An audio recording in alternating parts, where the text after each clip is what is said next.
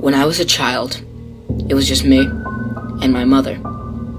We lived in a property owned by my grandma, a 3-story old farmhouse right at the fringe of the woods. It was far off the road, down a long, unlit gravel driveway. It felt very isolated at night, being so distant from any other houses, set in an area that hadn't been inhabited for 30 years before we started living in it. Quite often, I was a fairly rambunctious child, so while my mom went off to work, I would occasionally skip the morning bus to school and stay home alone all day. The big house had a habit of feeling incredibly lonely and sparse, so I spent most of my time playing in the forest expanse out back.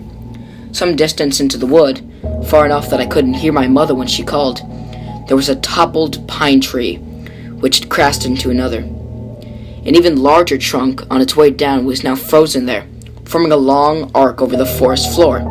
I loved to climb up that jagged stump at the base of this fallen tree, and then steady myself to a point just above the middle. I was never able to make it all the way to the top, because it just got too steep for me to continue any further, and I had a bad habit of freaking out from how high up I was.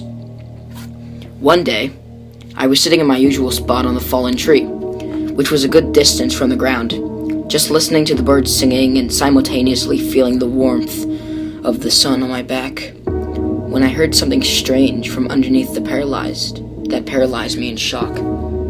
"Hey, kid." I was gripped by a sudden, strong surge of fear for a moment. The voice had come from directly underneath me. I strained to look down, but couldn't see anything over the ledge. For a long time, I just sat there in absolute silence, and I was at the point where I was almost soon to convince myself that I had imagined hearing a man's voice at all. "I know you can hear me." His voice was much louder this time, as I yelled something out, and scrambled up the log a bit higher. Trembling nervously, I dug my fingernails into the bark and held tight for dear life. I sat there, trying to collect my nerves for God knows how long. Although I couldn't see it, the presence of the thing underneath me was still clear. The bird song was much softer and more cautious this time, and when I listened closely, I swear I could hear the faintest echo of human breathing. Gathering all my courage, I vowed to prove myself that it was all my imagination by leaning over the ledge as far as I possibly could without slipping right off.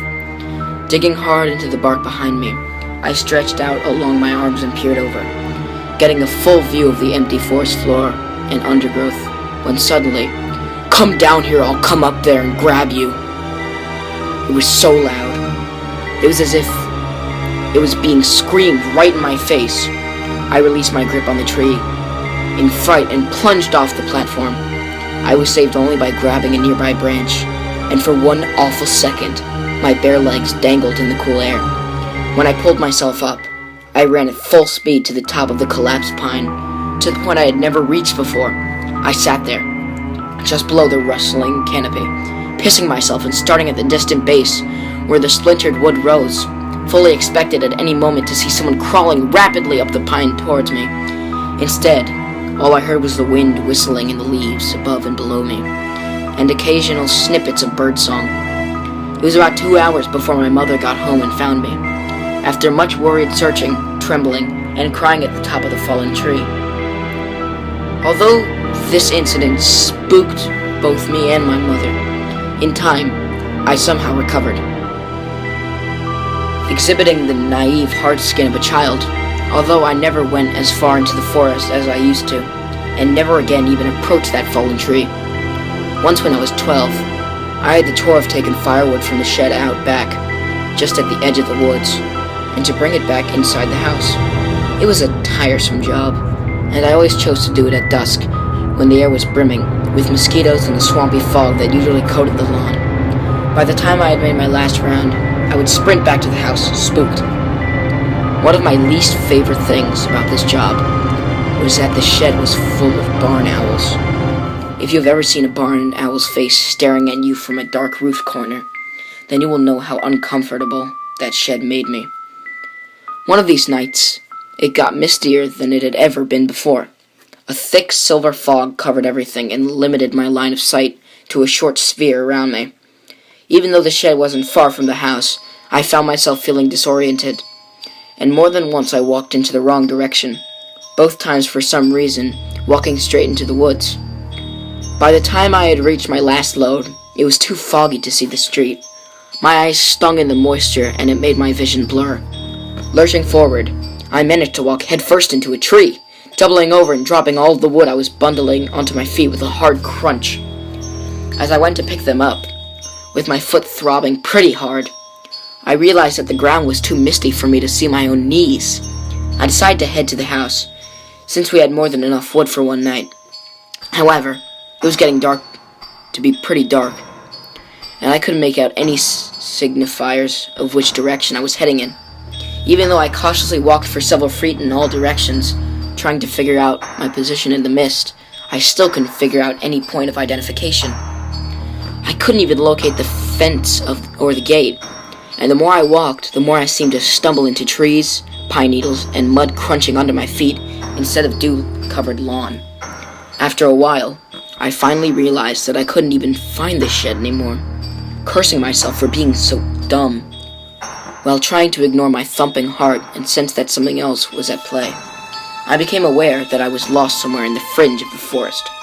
Screaming out for my mother at the loudest possible volume was only met with a resounding silence from the depths of the mist all around from where I stood, affirming that I had wandered too far from the house to be heard. As a deep panic started to settle on me, I noticed a glimpse of something pink moving against a nearby pine tree. Coming closer, I saw that it was ripped out square of pink paper. On it there was an arrow, pointing left. Looks vaguely like something my mom might make, I rationalized, to keep me from getting lost. So, foolishly, I followed the directions set by that green arrow, shivering in the increasing cold.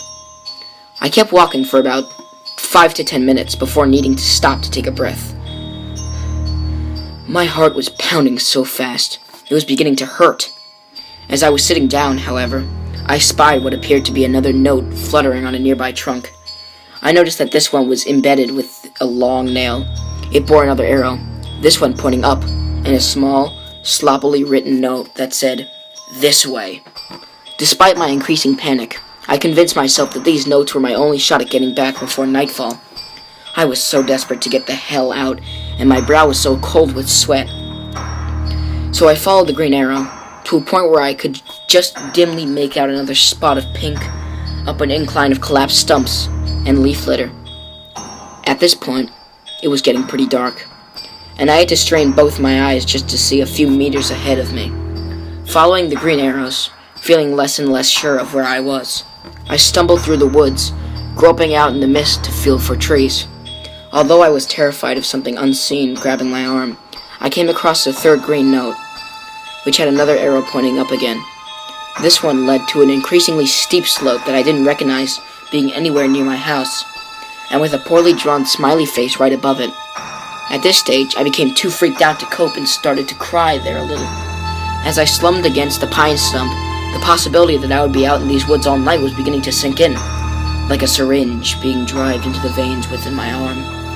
I caught a glimpse of another pink square in the near distance, squinting hard, unnerved by these notes, all of which looked fresh and without sign of decay despite the previous week's non-stop rain. I read it from afar. What I read made my blood turn cold. I stood to my knees, dead silently, wobbling on them in fear. My eyes were sensitive to any tiny prickle of noise in the mist. For a long time, I stood there in the rolling fog, reading and rereading that horrible note over and over again, before a snapping stick somewhere behind me caused me to sprint, blindly, twigs snagging at my ankles and cutting up my face as I ran. Written on that note, in big green letters, was my name. It felt like I was running for hours. All the while, the rain and mist lapped at the back of my neck like the decaying breath of someone running right behind me. Somehow, I made it back to the house. All the lights were off, and I struggled to find the keys for a moment. When I found them, I bolted indoors and quickly crawled into bed, where I remained, unsleeping till morning. Mom just thought I'd come inside and gone to bed, and hadn't thought to leave the lights on. It was a miracle. AKA some frickish coincidence that I even found the house at all. The final incident at that damn house was witnessed only by my mother. Up until then, she had never experienced any of the strange things as I had, although we mutually shared the peculiar oppressive quality that the house's interior had on us, and its placement in this dreary, imposing woods. Although I was obviously never a popular kid, by living way out in the country, in the opposite direction from everyone else in my school, I did make some tight friends in the first year of high school. One of these friends, Amanda was her name, invited me over one night, and I accepted. My mother drove me out to the place, which was about 3 miles away, then drove back home. The night went well. We watched a horror movie, suitably, and devoured some pizza, and probably smoked a little pot. My mother went home alone, where she intended to get some writing done. She worked for a magazine at that point. It was about midnight when I received an off-putting text from Mom in all caps. "Is this a prank? I need to know immediately." Thinking it was some kind of joke, I texted back, "Calm yourself.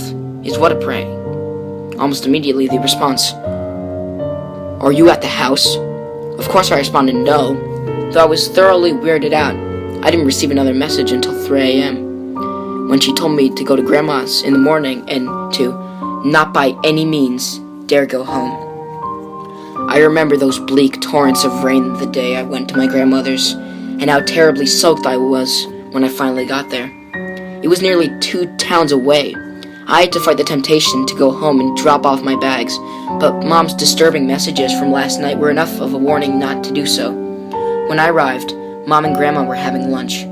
At first, my mother seemed to be in some sort of a composed state, but when I got a better look at her, I noticed that all of the color had drained from her face, and she was slightly trembling. At one point, she even sent a small glass crashing to the floor after flinching at the cat brushing around her ankles. It wasn't until later that night, when Grandma was sound asleep, that she told me what happened. She went further as to forbid me from telling old Grandma, out of fear that it would horrify her superstitious soul too much. This was what happened the night when I was at Amanda's, as she described in lurid detail. My mother was sitting on the first story in the living room, where she sat on the couch by the fire, curtains open to the view of the sunset on the canopy, going over her latest draft. At first it was so faint that she had barely noticed it, but after a while my mother became aware of, and vaguely irritated by, tiny thumping noises near her head, at the window.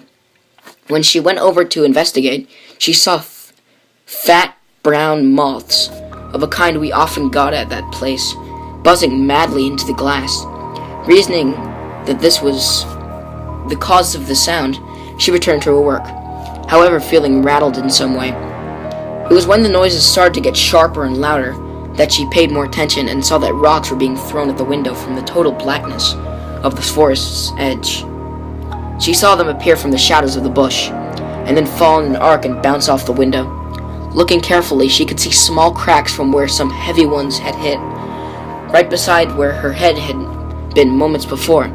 Temporarily captivated, she tried to peer into the darkness enough just to make out where the rocks were being thrown from. Then, with a startled shock, she jumped back from the window as she saw me standing half behind a tree near the window, grinning wide and staring at her. My one visible eye stretched wide open, showing all the white.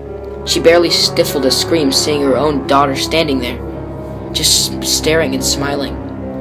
Not only did the figure not move nor blink, it was standing by one of the nearest pines, far from where the rocks were shooting up of the bush. As I continued to do so in a loud downpour, my face unceasingly continued to press out at her, smiling. Thinking this was all some kind of sick prank, hence the later text, my mother shouted my name at the top of her lungs, frightened to the core. However, instead of responding, the mouth of the thing that looked like me behind the tree just started moving as if it were mouthing silent words really, really fast. Suddenly, it turned its head to the side and seemed to be talking to someone else behind the tree. My mom said, who couldn't be seen, but she could see a formless black shape hanging against the other side of the tree. The girl that looked like me kept staring at my mother and doing the silent speed-talking thing, then turning and whispering to the thing next to her. Then she wouldn't turn back and start up again. Then breaking the monotonous spell, she suddenly pointed straight at my mother and started laughing. My mother screamed and fled to my bathroom on the second story, the only room with a working lock. Her where she shut herself in and sat at the far end of the bed as the rocks began to pitter-patter against the window downstairs, dry heaving and weeping in fear. In the room, my mother said she did not feel safe. There was an awful smell, and a weird humming noise in the walls, as she described. She tried to pray for a time before giving up and just listening to the rocks pelt to the walls and windows. Somewhere in the kitchen, she caught the distinct, vibrant sound of a window actually smashing, and the weird, continuous humming. Listening more carefully, she could identify it as the softest hint of a mumbling voice. In absolute horror, she recognized the voice and then, virtually too afraid to look, she tilted her head up to the closet door where an awful white face could be seen staring right at her, mouth contorting and gaping in what sounded like highly sped-up whispering. The closet door was only a meter from my mother. It started to open slowly. In an unimaginable explosion of terror, she immediately bolted to the door, only to fumble with the lock as bigger and bigger rocks came crashing through the window, which burst apart in a spray of glass shards before finally getting out, running out of the house, completely keeping her eyes off the woods, getting into her car and driving off. She said that as she glanced back, right at the end of the prolonged drive, she saw two unmistakable human forms standing at my broken bedroom window, watching as her car got further and further away from our house. This would be their final farewell, as my mother never stepped foot in that place again. As my mother told this story, she broke down into tears. I didn't doubt her, and I still don't. I honestly and fully believe that she experienced what she says she did. It was also quite clear that we were done living in that house for once and for all. I only went back once, with my dad, who I see very rarely now. He came from another state to help us move. Mom had already found a place in town and moved in. My dad and I just loaded up his truck with all that was left inside there. It was a silent, sunny morning when we removed all the stuff and emptied the place. I wish I could say there was some closure, some final spooking to cap it off, but there wasn't. It was just a relief to be out of there. There are, however, only two things left worth mentioning. Number one, when we checked the house for any signs of intruders, we found that several windows, including one in my bedroom and the kitchen, had been smashed and rocks were lying on the floor. Number two, Dad went out into the trees for a bit to take a leak. When he came back, he asked how long we'd had the swing set for it. Needless to say, we'd never had a swing set, so I was fairly unsettled to discover that in the week since we had been gone, someone had assembled a rope swing set from one of the highest branches of the old pine over the ridge, against which was the fallen log I'd stopped climbing many years ago. It was obviously new rope, and a nicely polished, sanded down wooden seat at the base. Dad, wanting to keep my mind from recent events, he doubted the affair and thought my mother was unstable. Said that a neighbor might probably set it up, not realizing it was on our property.